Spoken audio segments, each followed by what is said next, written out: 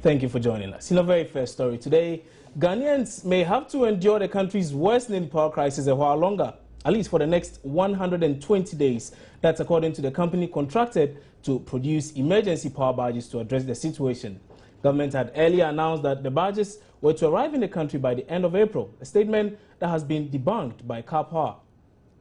For clarity, we, Karpower ship, are providing power ships to bridge the gap towards the sustainability of Ghana being self-sufficient, not to address the short-term emergency need. There are two different things. An emergency need should be for 6 months and then you leave. An emergency should not go on for years. And that's why we have a contract for 10 years bridging the gap of where Ghana is today to where it has to be in the future to be self-sufficient without any emergency running or any temporary power plant. The Karpower ship director, however, says it could make some power available to Ghana by September. The interim, there is as we said over the last few days, we are building power ships continuously, and we can have an interim power ship of about 120 megawatt in Ghana within 120 days, and that's a discussion that continues and ongoes between myself and the customer. If ECG say they don't want the 120, then they don't want the 120. It doesn't get delivered. It's very, very straightforward. The 120 is an offer that can help to alleviate the current power situation in Ghana. If it's needed, it is there to come early and assist as an interim basis until the second power ship is delivered. Deputy Power Minister John Jinapor, in an interview with Joy FM, confirmed government is now looking at a September date for the delivery of the barges. Following the establishment of the guarantee, the countdown took place. And as was indicated, we are looking at within 4 months to 5 months following the countdown. Okay, so now, roughly September? Possibly. Roughly September. Roughly September, okay. In a related development, former Chief Executive of the Volta River Authority says government has failed Ghanaians as far as fixing the power crisis is concerned. In an interview with Joy News, he said government's promise to ship in power barges by the end of April has proven to be unfeasible following reports Karpower has stated it was never contracted to supply emergency power. Dr. Rekubobe, however, maintains the barges could still be used as a strategic reserve plant. There's a problem of control in this country. There are experts out there whose business is to provide power. Don't handpick somebody. Yesterday you heard Karpower saying that they are not an emergency plant producer. Well, why was the minister doing in June of 2014 telling us that they are an emergency plant producer? There are people who produce and make power available as their business. Let's put up a request for proposal. We need X amount of power to inject into our system for so many years. Please bring us your proposals. That is what is called transparency. You know, it is absolutely absurd that Parliament wants a recall, or Parliament has not seen a contract signed with an international company.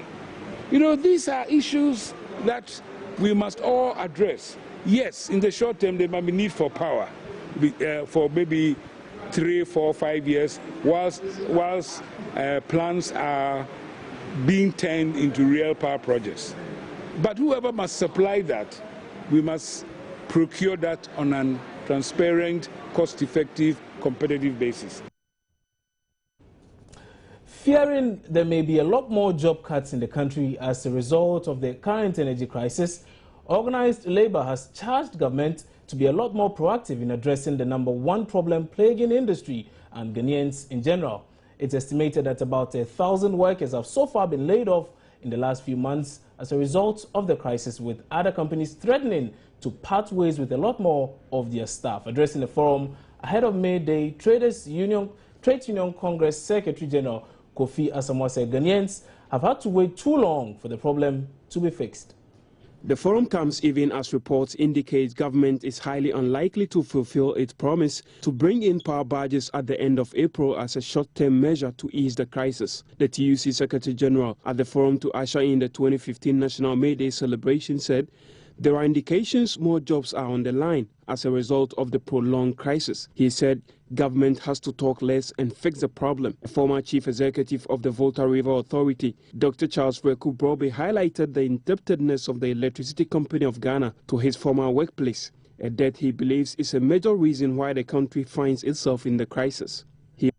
There should be more concern about the cash flow problems that the sector faces if we are interested in stopping doom so at the shortest possible time. ECG owes VRA several billion cedis. And because ECG owes VRA is unable to pay for the gas. And ECG owes Asogli because Asogli had to sign a PPA with ECG before all of this started. Before 2006 or 7, VRA was responsible for generation in Ghana, full stop. Now, ECG, who are wanting to protect as a strategic asset, I don't know whether it's a distribution company or it's not a generation company. He also warned the situation could get worse if government does not settle what it owes Nigeria for gas supplied for electricity generation. Despite the fact that people won't tell you the truth or communicate with you at all, I know it for a fact, and it could be pillow talk for all you know, that the Nigerians have written to Ghana to threaten to cut off the gas. It's no longer, and in fact, when they had a problem a few weeks ago, which had nothing to do with a threat, it just happened to coincide with a threat, the whole government system was panicking. Have we paid, or have we made arrangements to pay the 120 million? If the Nigeria gas goes, it means that Asogli, which is the bedrock of our thermal generation, will also go. All the thermal plants which are running on gas will also go. So it will be 12 hours, 24, it will be 6 hours, 30. The chief policy analyst of the Ghana Institute for Public Policy Options also admonished government to inject cash into the energy sector to save the situation from getting worse.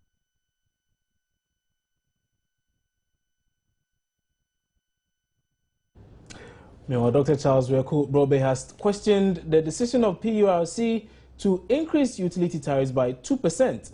The energy expert, speaking at a forum organized by the Trade Union Congress, outlined steps of fixing the current energy crisis. He warned if the crisis is not fixed by the end of 2015, God save Ghana. There is institutional problems with the energy sector. When I first came here, most of our projects were funded by international agencies. And transparency was the key word. Every project was advertised in The Economist, Newsweek, the Financial Times, etc. VRA plan for new generation addition. Starting somewhere in 2006, ECG has been turned into a vehicle for PPAs.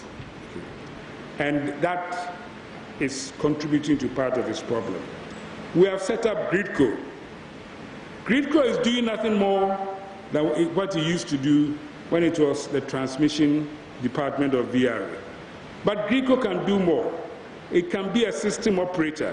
It can be the independent arbiter. It can buy power. It can sell power and ensure that transparency and competitiveness is what will give us sustained power and cheaper power. And so what will be the benefits for labor? If we put on your agit-prop hat and get involved now, you can stop the current job losses from layoffs and shutdown. And that means that your theme, and I hope you tell the president when you meet him, end power crisis now, not soon. Not worry about whether my friend Kobnadonko will keep his job or not, but you want it now. Tell him that I have told you we have a homegrown solution, proper one, not the IMF type.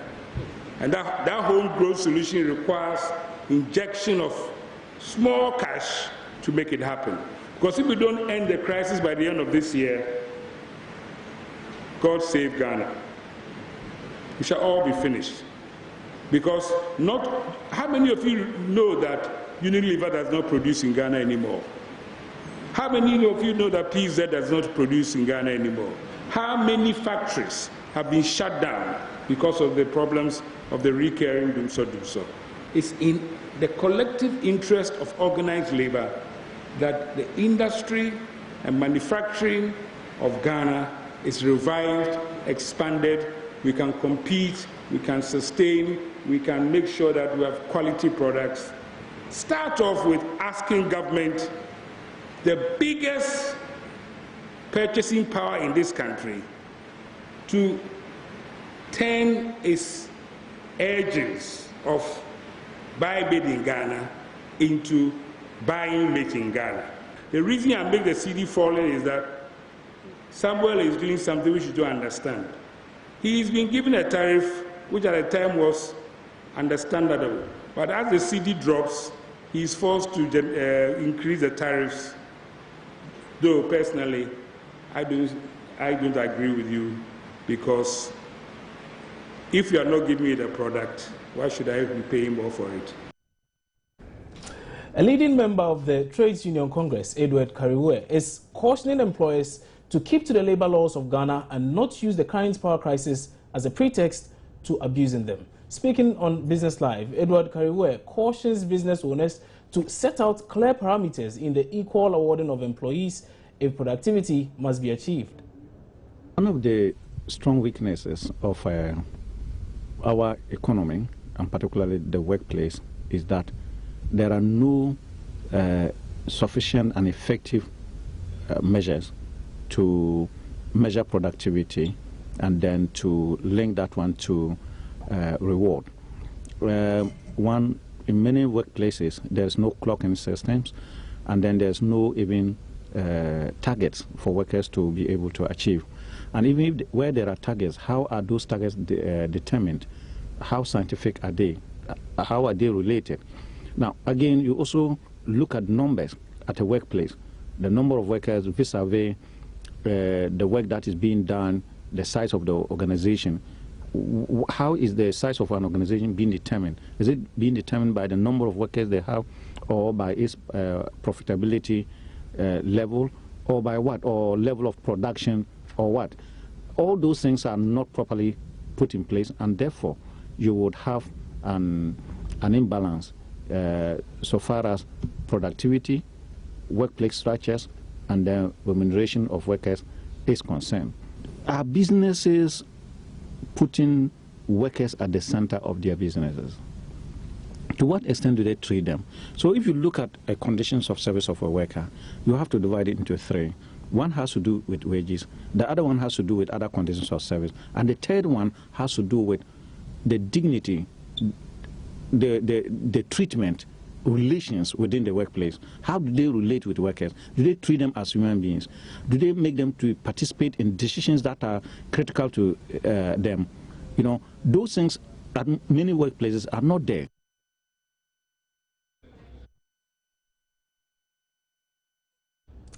Pressure group Occupy Ghana has asked government to scrap any plans to lay off public sector workers as part of conditions set out by the International Monetary Fund in its bailout program. Government, as part of its obligations under the agreement, is expected to rationalize the public sector and reduce the wage bill. But addressing the media in Accra, a leading member of the group, Sydney Casely, suggested laying off workers is not the only way to reduce the wage bill. Occupy Ghana is meanwhile asking workers to join them to protest the country's economic hardships by wearing red on Friday, May 1. Occupy Ghana cited several lapses in the management of the country's finances, including poor management of pension funds, increase in fuel prices, and most importantly, the energy crisis, which has compelled several companies to lay off workers. It warns there are likely to be further job cuts with government's IMF deal. We think that one of the biggest areas of drain in this economy are the ghost workers who are sitting on the payroll. It would be better that government should clean that payroll, sanitize the payroll, and then if it needs additional people, it can then rethink whether or not the number of staff it has in its civil service and public service is inadequate to deliver the results of what it's expecting to achieve. It doesn't necessarily have to be layoffs, it doesn't necessarily have to be a freeze on recruitment. There are many, many pockets that government could use to actually cut back on the waste, cut back on the corruption, increase the revenue, so it need not let people suffer in these dark times. The group wants all workers to use May Day to signal to government their frustration with the current economic situation. We are asking that the significance of May Day on this particular May Day should be shifted. Let it become a voice of protest and a voice of complaint to the government.